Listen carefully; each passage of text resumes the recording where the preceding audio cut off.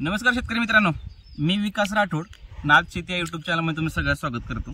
आज आपण मला खूप साऱ्या लोकांचे कस्टमरचे कॉल येतात की कलिंगडाची कोणती व्हरायटी चांगली किंवा हिवाळ्यामध्ये कोणतं कलिंगड लावलं पाहिजे किंवा रोप लावलं पाहिजे किंवा बी लावलं पाहिजे, त्यामुळे तुमचा फायदा काय किंवा रोप लागवड करताना कशा पद्धतीने केली पाहिजे किंवा बी लावताना कशा पद्धतीने लागवड केली पाहिजे, ते आपण आज सविस्तर चर्चा करणार आहे। शेतकरी मित्रांनो, तुम्ही जर चॅनल नवीन असाल तर तुम्ही सबस्क्राइब करून घ्या आणि जेवढे तुमचे कलिंगड उत्पादक शेतकरी आहेत तोपर्यंत हा व्हिडिओ नक्की पोहोचवा। आता मी अगोदर पण सांगितलं आणि मी शेतकऱ्यांना वारंवार पण सांगतो, कायद्यात राहून जर शेती केली ना तर नक्की फायदा होतो। जर तुम्ही फायदा जास्त मिळवायचा ना, जर कायदा मोडला तर तुम्हाला फायदा बी मिळत नाही, तुमचं नुकसान खूप सारं होतं। वारंवार सांगतो की मी सेंद्रिय शेतीकडे थोडं लक्ष द्या, जेणेकरून तुमचा खर्च कमी होऊन तुम्हाला उत्पन्न चांगलं भेटेल। सेंद्रिय शेतीकडे वळण्याचं कारण म्हणजे शेतकरी मित्रांनो तुम्हाला एक सांगतो मी, तुमची जमीन पण खराब होत नाही आणि तुम्हाला चांगलं उत्पन्न पण भेटतं तुमचे। हा ठीक आहे, तुम्हाला त्यामुळे थोडी मेहनत आहे की तुम्हाला डायरेक्ट औषधं घेऊन येऊन तुम्हाला टाकायला लागणार नाहीत। आणि विशेष म्हणजे आजचा टॉपिक की बी लावले पाहिजेत का रोपं लावले पाहिजेत, तर मी त्याबद्दल सविस्तर चर्चा करणार आहे। पहिल्यांदा आपण बी वरती बोलून घेऊ।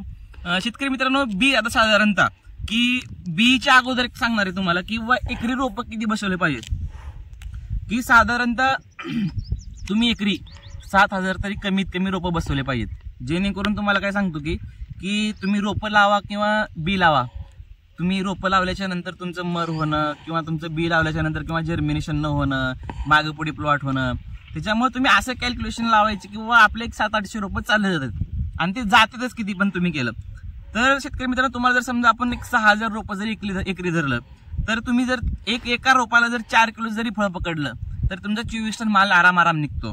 2 नंबरचा आपण काहीच विषय बोलत नाही, फक्त आपण एकच रोप पकडलं त्याला 4 किलोचं कलिंगड पकडलं तरी 24 टन माल आराम निघतो आणि एवढा निघतो शेतकरी मित्रांनो। आता विशेष म्हणजे बी लागवड करायची का रोपं लागवड करायची। बी लावताना तुम्हाला सांगतो मी की आता प्रत्येक एरियामध्ये वेगवेगळ्या व्हरायटी चालतात खूप। आता तुम्ही कमेंटमध्ये सांगू शकता मला की तुमच्या एरियामध्ये कोणती कोणती व्हरायटी चालते।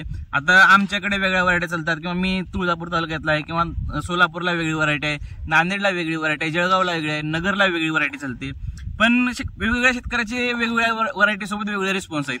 मी व्हरायटीवरती काय बोलणार नाही किंवा काय सांगणार नाही किंवा तुम्ही हीच व्हरायटी लावली पाहिजे। विशेष म्हणजे तुम्ही बी लावताय, बी लावण्याचं काय फायदा आहे माहिती आहे का, की समजा तुम्ही 1 एकरचा प्लॉट करताय, 1 एकरच्या प्लॉटमध्ये तुमचे 7,000 रोपं बसताय, 7,000 रोपं 7,000 बियाणं बसताय, तर तुम्ही त्यात तुमचा 7,000 रुपयाचा फायदा होतो आणि त्या 7,000 रुपयाचा आपण फायदा बघतो। आणि विशेष म्हणजे ज्यावेळेस तुम्ही बी लावतो किंवा बी लावताना काळजी काय करायची, तुम्हाला जे बियाचं निमुळतं टोक आहे किंवा जे लोक प्रॉपर पद्धतीने बी लावतात त्याच लोकांना बी लावायला द्या, जेणेकरून तुमचं जर्मिनेशनचा इश्यू होणार नाही। तुम्ही ज्यावेळेस बी लावताय ते निमुळतं टोकाने फक्त तुम्हाला एवढंच खाली दाबायचं आहे, एवढंच खाली दाबून एक तर तुम्ही बी लावल्याच्या नंतरच पाणी द्या, जेणेकरून बी लावलं तुम्ही नंतर तुम्ही एकदा पाणी प्रॉपर बेड भिजून घेतलं तर तुम्ही बरोबर परत नंतर 2 दिवस जरी नाही पाणी दिलं तरी जर्मिनेशन चांगल्या पद्धतीनं होतं। आणि शेतकरी मित्रांनो, तुम्हाला सांगतो मी आणखी त्या बी लावण्यामध्ये अजून एक काय आहे की बाबा तुम्हाला बी लावताना तुम्ही कुठल्या तर एका चांगल्या बुरशीनाशकामध्ये मिक्स करून बी लावा, जेणेकरून तुमचं चांगलं जर्मिनेशन होईल, नंतर फंगसचा प्रॉब्लेम येणार नाही। आणि तुम्हाला अजून एक अडचण येते किंवा रोप गोगलगाई लागणं किंवा मुंग्या तोडून टाकणं किंवा पक्षी खाऊन घेणं।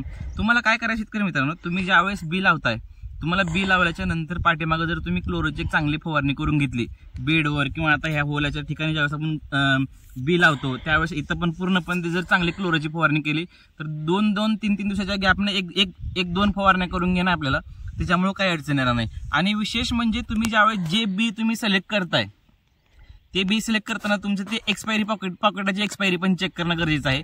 कारण कसं असतं की तुम्ही 7,000 जरी बी लावले त्यातले जर समजा किंवा 1,000-2,000 सीड जर्मिनेशन नाही झाले तर त्यामुळे तुम्हाला कसं आहे की तुम्हाला 6,000ला पण तेवढंच खर्च, 6,000 रोपाला पण तेवढंच खर्च करणं आहे आणि तुम्हाला नंतर त्या 4-5 रोपाला पण तेवढंच खर्च करणं आहे। पण त्यामध्ये असं होऊन जातं की तुमच्या ॲव्हरेजमध्ये खूप फरक पडतो, जे मिळणारा आपल्याला नफा आहे ते मिळणार नाही। आणि रोपामध्ये सांगायचं झालं तुम्हाला की तुम्ही रोपं करताना, आणि मी तर सजेस्ट करतो की रोपच लावा, जेणेकरून तुमचं की प्लॉट पुढे मागं होणार नाही। आणि परत म्हणजे शक्यतो तर रोपं लावताना काय काळजी करायची की तुम्ही हे कलिंगड करायचं दुसऱ्याचं बघून करायचं म्हणून कधीच करू नका। तुमचं प्रॉपर नियोजन झालं पाहिजे टाइम टू टाइम सगळं कामं झाले पाहिजेत, जेणेकरून तुम्हाला कोणत्याच गोष्टीची अडचण येत नाही. तुम्हाला बे तयार करायच्या अगोदर तुम्ही रोपाची ऑर्डर देऊन टाका, जेणेकरून तुम्हाला समजेल की आपल्याला आता रोपं यायला 15 दिवस आहेत, त्या टाइममध्ये आपले सगळे कामं झाले पाहिजेत. थंडीमध्ये आणि पावसाळ्यामध्ये थोडं वेगळं असतं. तुम्ही पावसाळ्यामध्ये कलिंगड करताना तुम्ही ज्यावेळेस मल्चिंग पेपर टाकताय त्याच्यानंतरच ऑर्डर द्या, जेणेकरून तुमची समजा एखादी पाऊस लागून गेलं तर त्यात तुम्हाला तेच रोपं नर्सरीवाले तुम्हाला देतात, तुमच्यासाठी दुसरे रोपं देत नाहीत. त्याच्यामुळे तुम्हाला सांगतो की तुम्ही ज्यावेळेस पावसाळ्यात करताय त्यावेळेस मल्चिंग टाकल्याच्या नंतरच तुम्ही ऑर्डर द्या. आणि हिवाळ्यात बोलायचा विषय झाला की हिवाळ्यात कशी बाबा ऑक्टोबर, नोव्हेंबर, सप्टेंबर ह्या महिन्यात ज्यावेळेस आपण कलिंगडाचं बी टोकतो त्यावेळेस थोडा जर्मिनेशनचा इश्यू येतो. त्यामुळे मी जर सांगतो की तुम्ही जानेवारीपर्यंतच्या ज्या लागवड आहेत त्यापर्यंत तुम्ही रोपच सजेस्ट करतो मी तुम्हाला की रोपच लावा. आणि रोपं लावताना आपण काळजी करायची की चांगल्या नर्सरीमधनं रोपं बनवून घ्या, तिथं फंगसचा प्रादुर्भाव आहे ना आहे. आणि कधी पण मी सांगतो की तुम्हाला काही आता 104चे 105चे पण ट्रे असतात, काही 102चे पण ट्रे असतात. ज्या ट्रेची साईज जास्त आहे, ज्या ट्रेमध्ये कोकोपीट जास्त आहे तेच तुम्ही रोपं सिलेक्ट करा, जेणेकरून त्यात त्याची व्हेजिटेटिव्ह ग्रोथ चांगली होते. आणि मी वारंवार सांगतो की मला शेतकरी पण विचारता की सर जास्ती मूळ असलेलं कलिंगड घेतलं चालतं का, तर तुम्ही ती चुकी करू नका. कसं असतं की जे मेन रूट्स येतात ते तुमच्या तिथे एटले गेलेले असतात, त्याच्यामुळे तुमच्या रोपांना खुलायला खूप टाइम लागतो. तुम्हाला काळजी काय करायची की ज्यावेळेस आपण रोपं ऑर्डर देतो किंवा सगळ्या गोष्टी करतो त्यावेळेस प्रॉपर थंडीत पण असो किंवा पावसाळा असो किंवा उन्हाळा असो, तिसरं पान निघताना तुम्ही रोपं लावा.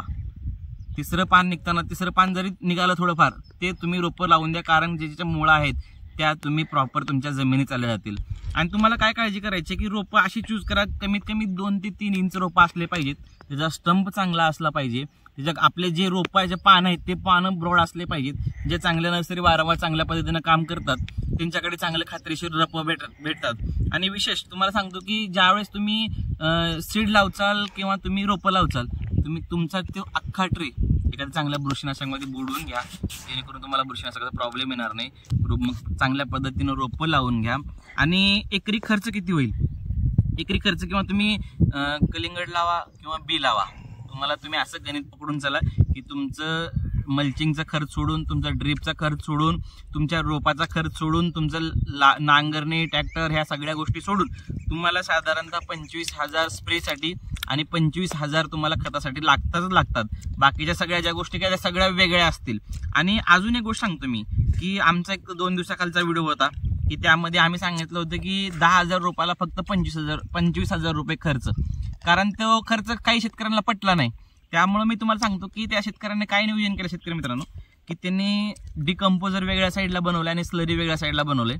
त्यांनी काय करतं की 5 ते 6 दिवसाच्या अंतरानं किंवा 8 दिवसाच्या अंतरानं ते कंटिन्यू मध्ये स्लरी आणि डिकम्पोजर सोडत राहतात, जेणेकरून त्यांना एकदम अतिशय चांगला रिझल्ट आहे. तुम्ही सुद्धा तुमच्या घरी ट्राय करून बघा, जेणेकरून तुम्हाला चांगला रिझल्ट भेटेल. जर तुम्हाला खर्च कमी करून जर चांगलं उत्पन्न कमवायचं असेल तर तुम्ही जैविक मधले फंगीसाईड वापरा, जैविक मधले इन्सेक्टिसाईड वापरा, जैविक मधले आपलं स्लरी वापरा, डिकम्पोजर वापरा. तुम्ही असे काही मोठं गणित नाही की तुम्ही घरच्या घरी सुद्धा सगळ्या गोष्टी तयार करून घेऊ शकता, जेणेकरून तुमचा खर्च आपण जे व्हिडिओ बनवतोय त्यामधनं फक्त एकच हेतू असतो की शेतकऱ्याला 4 गोष्टी चांगल्या भेटल्या पाहिजेत, ज्याच्याकरून त्याचा खर्च कमी होऊन त्याला चांगलं उत्पन्न भेटलं पाहिजे. आणि मार्केटचा हा कुणाच्या हाती नसतं. आज मार्केट साधारणतः 27-28 रुपये आहे, त्याच्यामुळं कलिंगडाला ठीक किंवा चांगले रेट भेटत आहे. ॲव्हरेज नाही जरी कमी निघालं तरी पण किंवा शेतकरी खुश आहे. पण शेतकरी मित्रांनो एकच गोष्ट सांगणं आहे की समोर रेट काय आहे कुणाच्या हातात नाहीये. तुमचं काय काम आहे फक्त की चांगलं माल काढणं, ते नशिबाच्या सगळ्या गोष्टी आहेत किंवा रेट काय लागेल न लागेल. किंवा आता खूप सारे लोक म्हणतात की ह्या टायमाला हे रेट भेटेल, ह्या टायमाला हे रेट भेटेल. तसं काही नसतं, ते सगळं मार्केटवर डिपेंड आहे. आणि विशेष मी वारंवार शेतकरी मित्रांना सांगतो की सर मला खूप लोकांचे पण कॉल येतात की सर शेड्यूल पाठवा किंवा तुमच्याकडे काही लिखित स्वरूपातलं शेड्यूल असेल तर ते पाठवा. कसं असतं शेतकरी मित्रांनो, लिखित स्वरूपातलं शेड्यूल तुमची जमीन कसल्या प्रकारची आहे, तुमच्या जमिनीमध्ये कशाची मात्रा जास्त आहे, नायट्रोजनची आहे, फॉस्फरसची आहे, पोटॅशची आहे, काय कमी आहे, काय जास्त आहे ते आम्हाला माहिती नसणार आहे. खूप सारे लोक नाराज पण होऊन जातात की सर तुम्ही शेड्यूल पाठवत नाही. मी त्यांना वारंवार सांगतो की तुम्हाला शेड्यूलची काहीच गरज नाही, तुम्ही मला 8-8 दिवसाला प्लॉटचे फोटो पाठवत राहा, मी तुम्हाला कंटिन्यू गायडन्स करेन. आणि विशेष म्हणजे प्लॉट करतोय आपण दुसऱ्याचं बघून की याचं थोडं ऐकलं त्याचं थोडं ऐकलं असं काही करायचं नाहीये, जास्ती घाबरायची काही गरज नाहीये.